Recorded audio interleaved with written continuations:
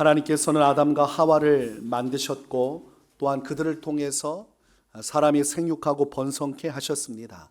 아담과 하와는 가인과 아벨 두 아들을 낳았습니다. 그러나 가인이 동생 아벨을 시기해서 죽이게 됩니다. 가인은 이로써 인류 최초의 살인자가 되고 말게 된 것입니다.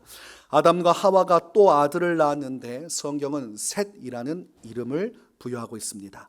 아담과 하와 그리고 그의 두 아들 가인과 셋으로부터 인류는 계속해서 생육하고 번성하게 됩니다.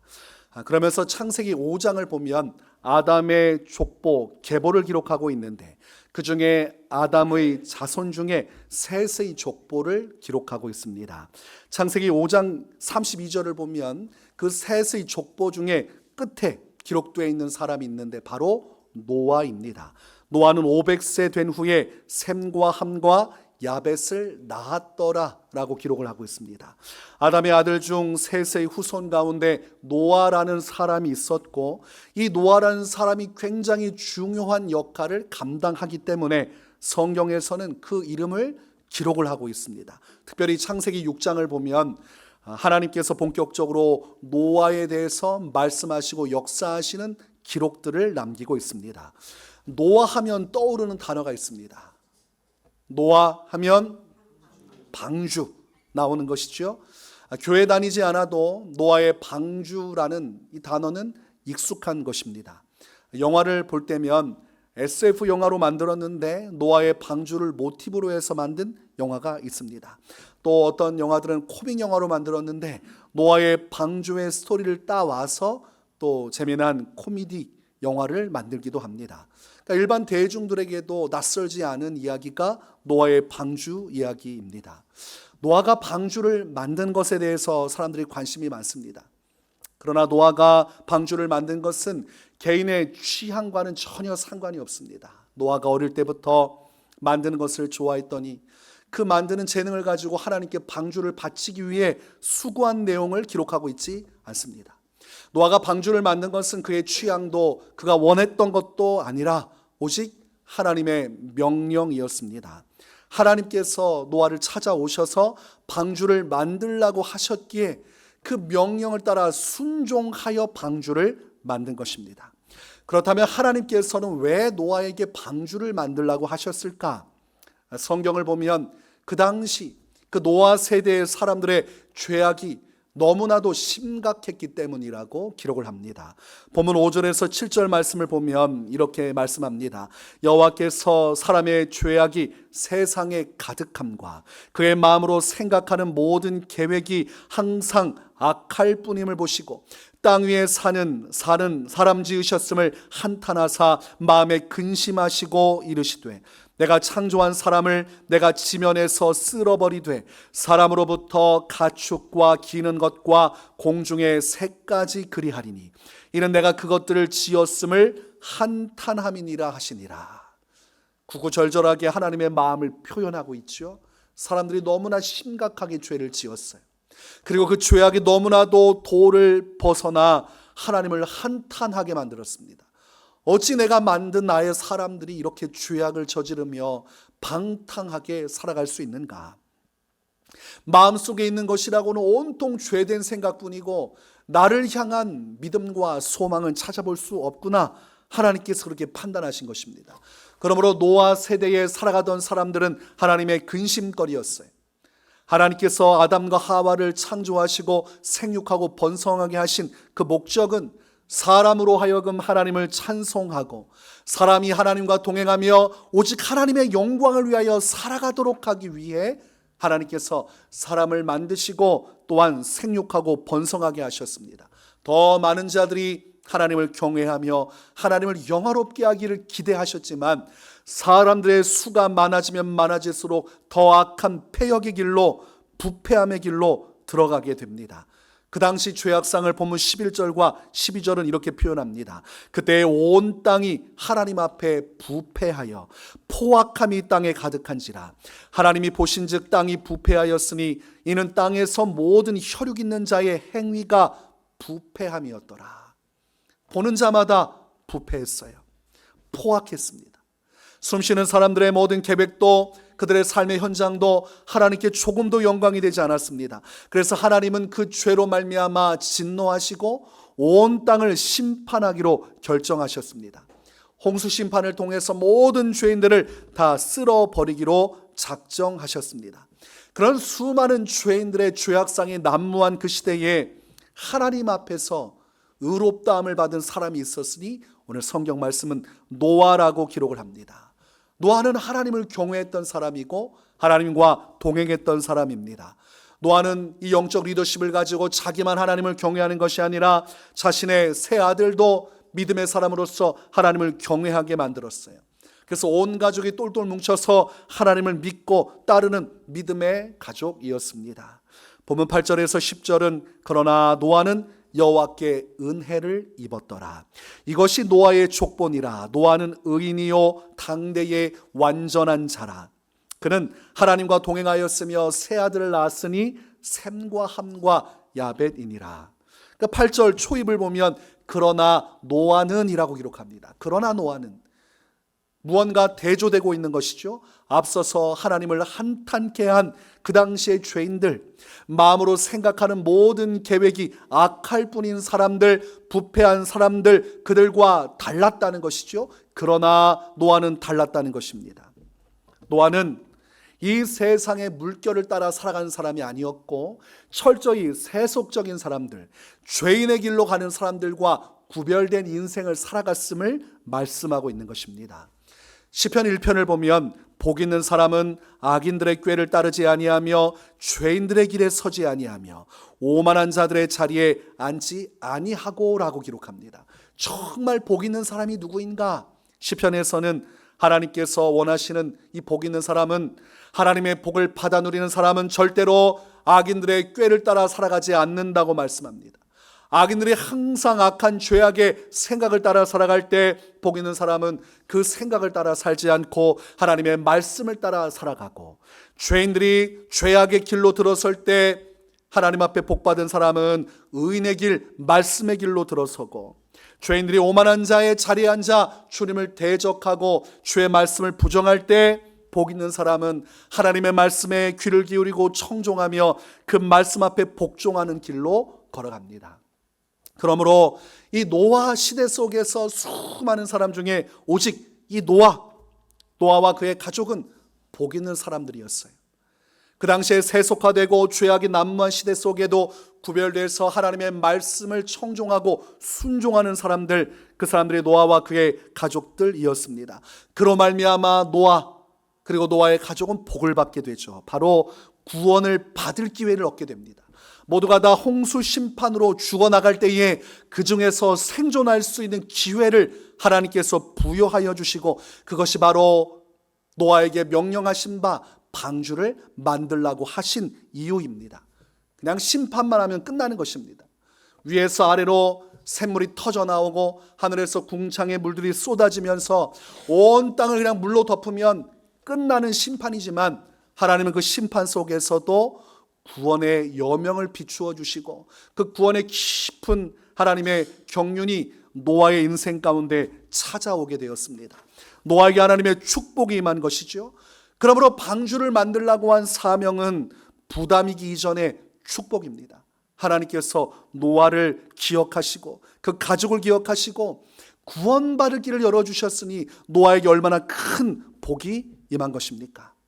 오늘 본문 13절에서 17절 말씀을 보면 하나님께서는 장차 홍수로 모든 생명체를 심판하실 것을 말씀합니다. 그렇기 때문에 하나님께서는 노아에게 방주를 만들어야만 한다고 말씀하시고 정확한 지시를 내리십니다.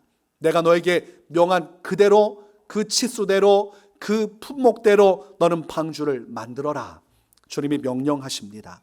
그리고 본문 18절에서 20절 말씀을 보면 오직 방주 안에 들어가는 모든 생물의 암수 한 쌍씩만 생존할 수 있고, 또한 사람들 가운데서는 오직 노아와 노아의 아내 그리고 노아의 세 아들과 세 며느리만 생존하게 될 것을 말씀합니다. 이들만 방주에 들어가니 이들만 생명을 얻게 될 것입니다. 또한 하나님은 21절에서 방주에서 먹을 것이 있어야 하니 너는 먹을 것을 저축하고 준비하라고 말씀을 하십니다. 자, 하나님께서 노아에게 찾아오셔서 너무나 많은 일들을 말씀하셨어요. 노아로서는 부담될 수밖에 없습니다. 방주는 또 언제 만들고, 또 먹고 살기 힘든 세상 속에서 언제 또 방주 안에서 먹을 음식들을 저축하며 살아가야 하는가? 이 문제만을, 이 사명만을 보면 머리가 지끈지끈 할 수 있는 상황입니다. 그러나 노아는 어떤 선택을 합니까? 그 말씀에 순종하는 길을 선택을 합니다. 왜 그럴 수밖에 없습니까? 정말 노아가 하나님을 믿는다면, 그분의 말씀을 신뢰한다면 장차 홍수 심판이 올 것 아닙니까? 그렇게 될 때 방주가 없으면 자신도 죽고 자신의 가족도 다 죽게 될 것이 뻔하기에 이 방주를 만드는 것은 해도 되고 안 되는 것이 아니라 반드시 해야만 합니다. 하나님을 위해서도 그렇고 자신과 가족들을 위해서도 이 방주는 만들어야만 하는 것입니다. 만약 하나님의 말씀을 부정하고 그것을 인정하지 않았다면 방주를 만들 필요가 없죠. 그러나 노아는 믿음의 사람이었습니다. 하나님의 말씀이 그대로 성취되리라는 것을 확신했던 사람입니다. 그러므로 주님의 언약과 약속은 변함이 없고 반드시 하나님은 그 말씀하신 말을 성취하시는 분이니 반드시 홍수의 때는 올 것이고 그날에 이 방주만이 자기와 자기에게 속한 자들이 구원받을 유일한 길임을 믿었고 그래서 순종합니다. 22절 말씀을 보면 노아가 그와 같이 하여 하나님이 자기에게 명하신 대로 다 준행하였더라고 기록하고 있습니다. 노아가 임의대로 방주를 만든 것이 아니라 하나님께서 설계하신 그대로, 하나님께서 꼼꼼하게 이렇게 저렇게 하라고 하신 그대로 방주를 만듭니다.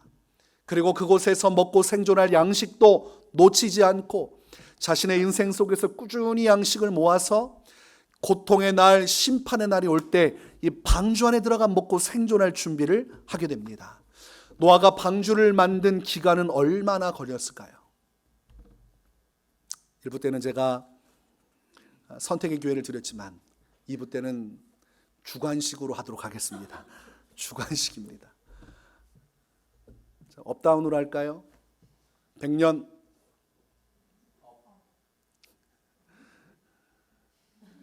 110년,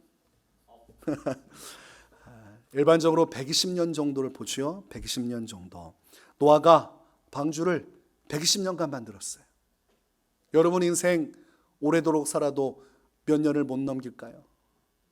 우리가 100세 시대라고 하지만 100세 넘기기가 쉽지 않습니다. 물론 넘기면 참 감사하겠죠. 장수의 복을 받으면 감사한 일입니다. 그러나 아무리 복을 받아도 우리가 120년 이상 살 수가 없습니다. 근데 노아는 우리의 인생을 보면 인생 전체를 방주 만드는데 사용한 것이죠. 이 당시는 수명이 길었던 터라 물론 우리의 시대와 같은 것은 아니지만 어쨌든 체감하는 날은 똑같은 거 아닙니까? 우리의 120년이나 노아의 120년이나 그 길이는 똑같지 않습니까? 그 당시는 짧고 우리는 길고 뭔가 시간이 서로 간에 다른 개념이 아니라 똑같은 개념이에요. 오늘날 120년 인생 사는 것하고 또한 노아가 120년 방주 만든 것하고 같은 길이의 시간대라는 것입니다. 그러니 얼마나 오래 만든 겁니까? 방주를 120년간 우리가 뭔가 만들기를 한다고 해도 한두 시간 하는 것도 힘들잖아요. 한 주간 한다고 해도 굉장히 힘듭니다. 한 달, 두 달 그거는 아무나 할 수가 없어요. 그런데 1년 정도 한다. 그럴 때 사람들은 그 사람들을 장인이라고 부릅니다. 또는 달인이라고 불러요. 일반 사람이 아니라 저 사람은 사람들 중에서 특화된 전문가고 최고의 기술자다 이렇게 이야기를 하죠. 120년이면 얼마나 긴 시간입니까? 그런데 120년 동안 노아는 매일 방주를 만들었습니다. 그가 얼마나 성실한 사람이었는지를 보여주는 것이죠. 단번에 방주가 만들어지는 것이 아니에요. 방주는 만드는 기간이 필요합니다. 그것을 인내하고 꾸준하게 매일매일 자기가 할 수 있는 역량을 다해 방주를 만들어간 사람이 노아였습니다. 그러므로 우리가 노아의 영성을 오늘날 쉽게 표현하자면 꾸준함의 영성이었다는 거죠. 하나님의 말씀을 믿고 그 말씀에 순종하여 매일매일 열정적으로 꾸준히 그 말씀에 순종하기를 그 길을 걸어갔던 사람이 노아였습니다. 노아만 방주를 만들지 않았겠죠? 아들 셋을 낳는데 어디 있습니까? 셈과 함과 야벳이 함께 아버지를 도와서 방주를 만들지 않았겠습니까? 열정적으로 방주를 만들고 함께 가족이 똘똘 뭉쳐서 120년간의 시간 속에서 이 하나님이 예비하신 일들을 준비해 나갔어요. 뿐만 아니라 뭘 또 준비하라고 하셨다고요? 먹을 양식 준비해야 돼요. 그냥 오늘 하루 내 먹을 것 벌고 필요한 것 쓰고 누리며 살기도 바쁜데 자신들 것만이 아니라 암수 한 쌍씩 생명체들이 또 노아의 방주에 타야 되잖아요. 아니 그것들 뭘 좋다고 먹입니까? 그러나 하나님의 사명이니까 그 생명체들이 다 먹고 준비할 수 있는 양식도 다 준비해야 돼요. 가족들이 먹을 것, 또한 짐승들이 먹을 것, 새들이 먹을 것 다 준비하면서 하루하루를 꾸준히 하나님 말씀 앞에서 성실하게 살아간 사람이 노아였습니다. 사람들이 볼 때 얼마나 답답한 인생입니까? 매일 아침마다 눈을 뜨면 방주를 만들어요. 다음 날도 방주를 만들어요. 그 다음 날도 방주를 만들어요. 그 다음 날도 방주를 만들어요.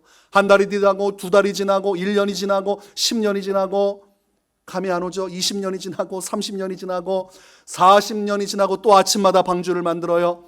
100년이 지나고 110년이 지나고 또 아침마다 방주를 만들어요. 사람이 할 짓입니까? 그런데 노아는 믿음을 가지고 장차 올 날을 확신했기 때문에 인내하며 계속해서 그 일을 이룬 사람입니다. 얼마나 하나님을 믿었기에 그가 그렇게 꾸준하게 그 일을 수고하며 이루어 나갔겠습니까? 사람들이 볼 때는 미친 사람이고 엉뚱한 사람이죠. 그 큰 방주를 어디에다 만듭니까? 바닷가에다가 만들어도 시원치 않을 텐데 왜 그것을 사람들이 살아가는 곳에다가 만들어 둡니까? 그런데 성경 말씀을 보면 그 120년 정말 길고도 멀었던 그 시간, 그것이 수고로 끝나지 않고 마침내 하나님의 구원으로 응답받는 날이 찾아옵니다. 그때는 홍수 심판이 이루어지는 날이고 모든 생명체는 이제 하나님의 진노로 말미암아 죽는 날이지만 노아 가족에게 있어서는 하나님의 구원이 임하는 날이고 수고의 보상을 받는 날입니다. 성경은 창세기 7장 11절 12절 그리고 22절 23절에 그 날을 기록하고 있습니다. 노아가 600세 되던 해 둘째 달 곧 그 달 11의 날이라. 그날에 큰 기품의 샘물이 터지며 하늘의 창문들이 열려 40주야를 비가 땅에 쏟아졌더라. 육지에 있어 그 코에 생명의 기운에 숨이는 것은 다 죽었더라. 지면의 모든 생물을 쓸어버리시니 곧 사람과 가축과 기는 것과 공중의 새까지라. 이들은 땅에서 쓸어버림을 당하였으되 오직 노아와 그와 함께 방주에 있던 자들만 남았더라. 사람들이 다 죽었습니다. 방주 안에 들어가지 않은 모든 사람들은 그날에 수장돼서 다 죽었어요. 엄청난 비명소리가 들려오고 사람들이 애곡하고 애통하지만 이 빗물에 입이 막혀서 말할 수도 없는 공포와 두려움 속에 떨다가 다 죽었습니다.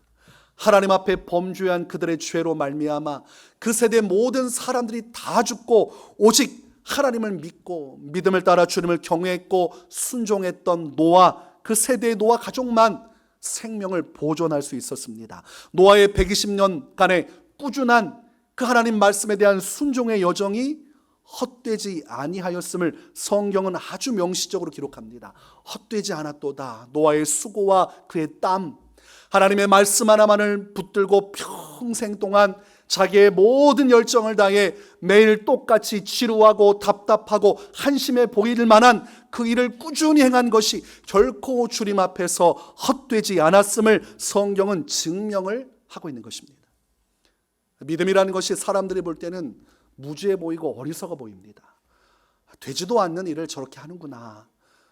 아무런 희망도 없는데, 사람이 전략 있고 지혜가 있어야 되는데 되지도 않는 일에 열심히 한다고 맨 땅에 헤딩한다고 되겠는가? 사람들은 자기의 지혜와 경험을 따라 믿음으로 나아가는 사람들을 때로는 헐뜯고 비웃고 조롱합니다. 그러나 믿음은 그럼에도 불구하고 흔들리지 않는 것이지요. 노아는 사람들이 자기를 어떻게 보든 무엇이라 평가하고 비판하고 조롱하든 신경 쓰지 않았습니다. 왜냐하면 사람들의 말보다 하나님의 말씀이 더 중요했기 때문이고, 사람의 말은 진리가 아니지만 하나님의 말씀은 진리이기 때문에 그는 진리를 붙들었던 것입니다. 영원히 변개치 않으시고 말씀하신 바를 이루시는 신실하신 하나님의 약속만을 붙들고 수많은 조롱을 견디며 참았고, 그리고 매일마다 승리했고, 결국은 하나님이 약속하신 홍수 심판 속에 유일한 구원을 얻게 되었습니다.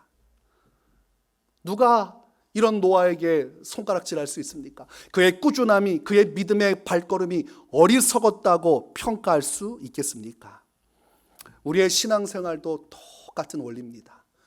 우리가 하나님 따라 믿음으로 가는 발걸음을 사람들이 볼 때는 비웃고 조롱할 때가 참 많습니다. 보이지 않는 하나님, 그리고 언제 예수님이 오신다고 말하는 것인지, 하나님의 나라 천국이 눈에 보이지도 않고 지옥이 눈에 보이지도 않고, 세상이 이렇게 과학 문명이 발전됐고 의학이 발달된 시대 속에서 그렇게 신앙생활하는 것이 어리석다고 비판하고 조롱하는 사람들이 수없이 많습니다. 그런 가운데서도 오늘날 하나님은 우리에게 노아와 같은 삶을 요구하고 계십니다. 사람들이 무엇이라 말하건 주의 약속의 말씀을 듣고 꾸준히 순종하며 살아갈 사람들을 찾고 계시는 것이고, 우리를 그 노아와 같이 하나님의 말씀으로, 복음으로 하나님의 뜻 가운데 우리를 불러내 주셨습니다. 오늘날 우리에게 필요한 영성이야말로 이 노아의 영성이라는 거죠. 꾸준히 매일매일 그 믿음의 길을 걸어나가는 것입니다. 예수님께서는 예수님을 믿는 자들에게 아주 중요한 말씀을 주셨죠. 깨어서 기도하라는 말씀입니다. 누가복음 22장 46절을 보면 어찌하여 자느냐, 시험에 들지 않게 일어나 기도하라고 말씀하셨습니다. 그래서 이 말씀은 기도하라는 것을 강조하고 있지만, 기도하지 않을 때 어떤 일이 벌어질지에 대해서도 기록을 하고 있죠. 기도하지 않으면 어떤 일이 벌어집니까? 시험에 들게 됩니다. 시험에 들지 않게 일어나 기도하라 라고 되어 있으므로, 깨어 일어나 기도하지 않고 영적으로 잠들어 기도하지 않으면 반드시 사탄 마귀가 주는 시험에 걸려 넘어지게 된다고 예수님은 분명히 말씀하셨습니다. 그래서 기도해야 된다. 너희가 성실하게 꾸준하게 기도함으로 너희가 항상 영적으로 깨어 있어야 어둠의 권세의 시험에 넘어지지 않고 너의 믿음과 그 믿음의 승리를 통해 영원하신 주님의 재림의 날 그 믿음의 영광에 참여하게 될 것을 예고하고 있는 것입니다. 또한 데살로니가전서 5장 17절 쉬지 말고 기도하라. 그리고 뒤에 덧붙이죠. 이것이 그리스도 예수 안에서 너희를 향하신 하나님의 뜻이니라. 하나님의 뜻이 명확하게 기록되어 있습니다. 너희가 항상 기도하는 것, 너의 삶 속에 멈추지 않고 기도에 힘쓰고 애쓰며 기도의 자리에 머물러 있는 것이야말로 예수님을 보내신 하나님께서 예수님을 통해 너희에게 이루고자 하시는 하나님의 뜻이라고 아주 분명하게 말씀하고 있습니다. 그러므로 기도하는 것은 예수님을 통한 하나님의 뜻이고 명령입니다. 항상 제가 구분해 드리죠. 선택과 필수를 말씀드립니다. 기도하는 것은 선택사항이 아니라 필수사항이 우리에게 주신 하나님의 뜻이고 명령입니다. 오늘날 우리가 어떤 방주를 만들어야 됩니까? 기도의 방주를 만들어가는 것이죠. 매일매일 하나님 앞에서 우리가 기도하기를 힘쓰고, 때로는 기도하는 것이 부질없어 보이고 피곤해 보이고 지쳐 보이고, 그렇게까지 기도할 필요가 있는가? 사람들이 반문하며 기도하지 않은 그리스도인들이 가득한 이 시대 속에 많은 이들이 과하다 말할지라도 우리는 오늘날 노아처럼 열심히 매일매일 기도하며 기도의 방주를 만들어 가야만 합니다. 그것이 하나님의 뜻이기 때문입니다. 그런데 기도하려고 하면 쉽습니까? 어렵습니까? 어렵죠?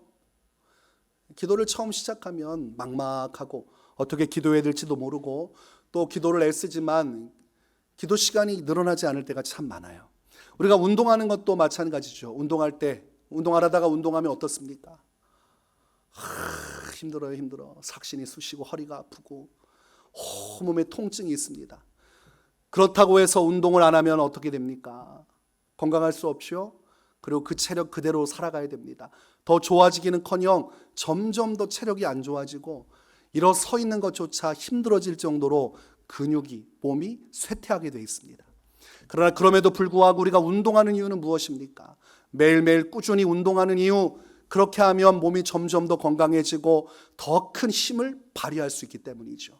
5분도 운동하지 못했던 사람이 꾸준히 운동하기 시작하면 10분, 15분, 20분, 30분, 나중에는 1시간, 나중에는 걷기 1시간 하던 사람이 그것이 익숙해지면 30분씩 뛰어다니고 1시간씩 뛰어다니고 그러면서 그 역량이 커지는 것이 사람 육신의 법칙입니다.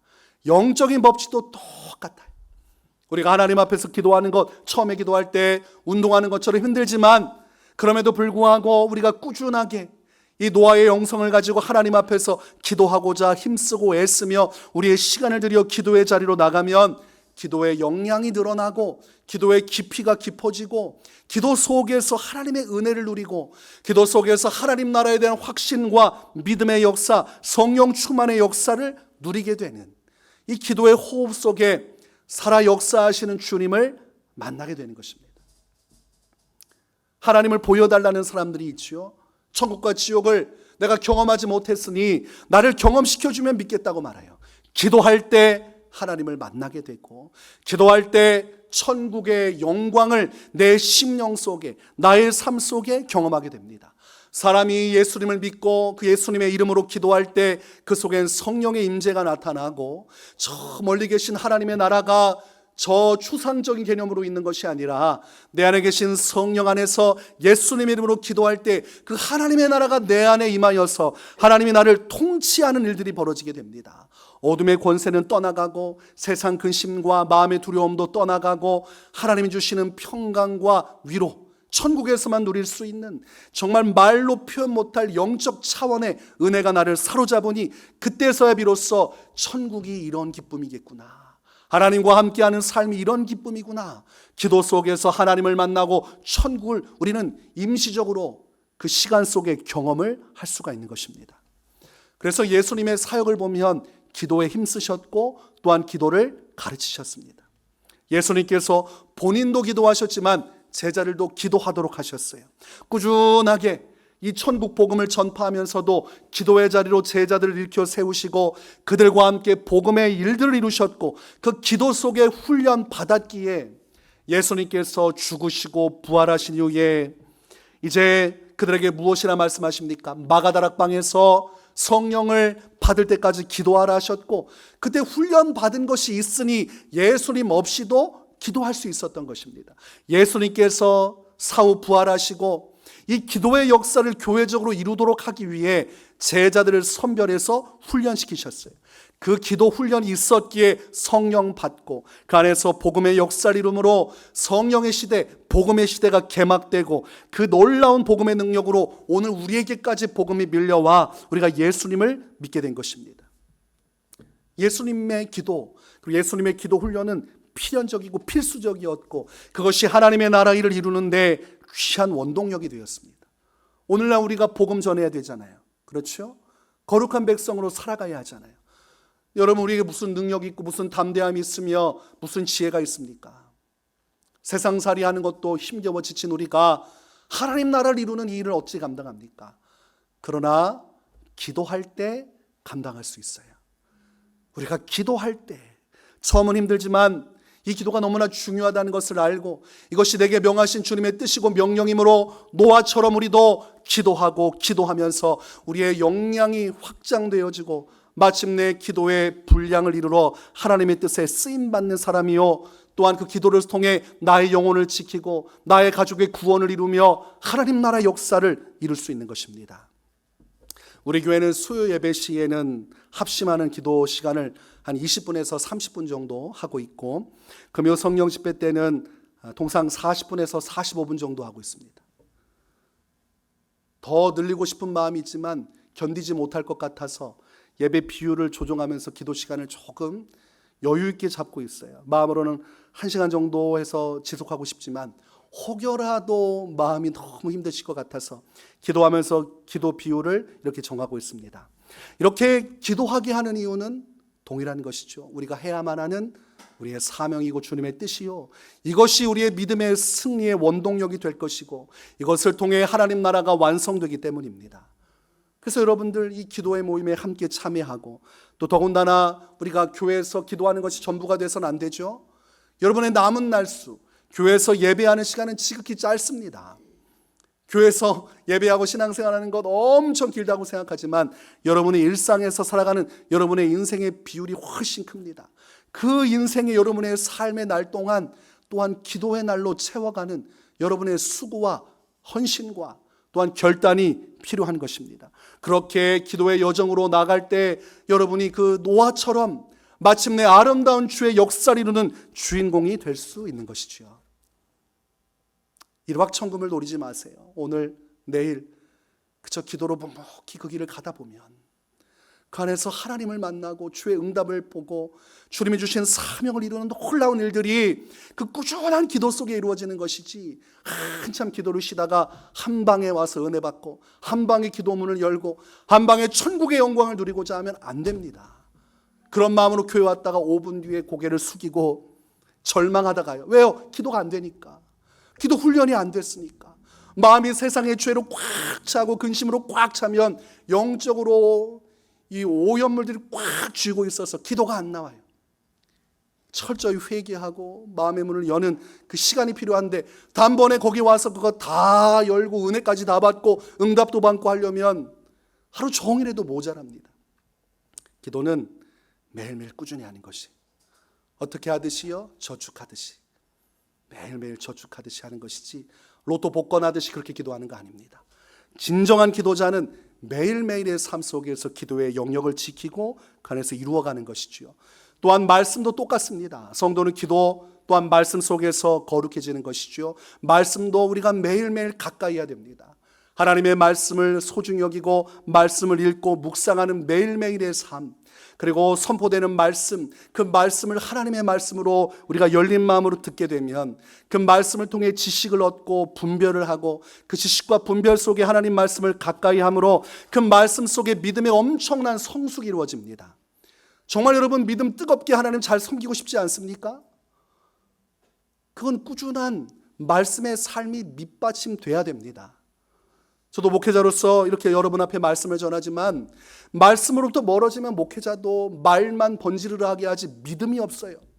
말하는 것과 믿음이 별개가 되죠. 그러나 말씀을 계속 가까이 하고 말씀을 읊조리면 그 말씀이 능력이 있어서 내가 아무리 어리석고 지혜롭지 못하고 세상적으로 부족한 사람이라 할지라도 하나님 말씀 자체에 능력이 있기 때문에 말씀을 묵상하고 그 말씀을 가까이 하면 말씀의 권세가 나의 생각을 바꾸고 나의 심령을 바꾸어서 믿음의 사람으로 만들어줍니다. 그러므로 내가 새로운 인생, 새로운 믿음의 삶을 살기를 원한다면 연약한 나를 자꾸 핍박하지 마시고, 내가 뭔 잘못입니까? 원래 사람은 연약해요. 말씀을 가까이 하는 편에 서면 그 말씀이 나의 인생을 변화시키고 나의 인생의 아름다운 일들을 이루어가는 것입니다. 우리나라 속담에 이슬비에 옷 젖는다는 말이 있지요. 아무리 사소한 것이라도 그것이 거듭되면 무시하지 못할 정도로 엄청난 일이 벌어진다는 것입니다. 기도와 말씀이 그런 것이지요. 이슬비에 옷 젖듯이 오늘 나의 인생 속에 나의 시간을 들여 기도하고 말씀 보는 매일매일의 꾸준함의 영성 속에서 하나님의 영광, 하나님의 놀라우신 축복, 하나님의 놀라운 권능이 나의 삶에 이루어지는 것입니다. 여러분, 사명도 마찬가지입니다. 우리가 교회 안에서 저마다 가진 달란트를 통해 하나님의 교회적 사명을 헌신하고 이루고 있어요. 근데 처음부터 원하는 바를 이룰 수 있습니까? 처음에 반짝한다고 되지 않습니다. 그 과정이 필요해요. 내가 힘들지만 내 주신 이 사명의 자리, 노아처럼 방주를 만든다고 생각하고 매일매일 몇 시간 나의 마음을 들여 그 일들을 감당해 나갈 때가 되면 하나님의 놀라우신 응답과 열매가 맺혀지는 것입니다. 찬양팀, 찬양대, 교회학교, 애찬부, 그리고 장차율을 모든 사역이 마찬가지예요. 처음에 우리 교회에서 찬양할 때 무엇이 있었습니까? 건반 하나 사고 저 하나 잡고 노래하잖아요.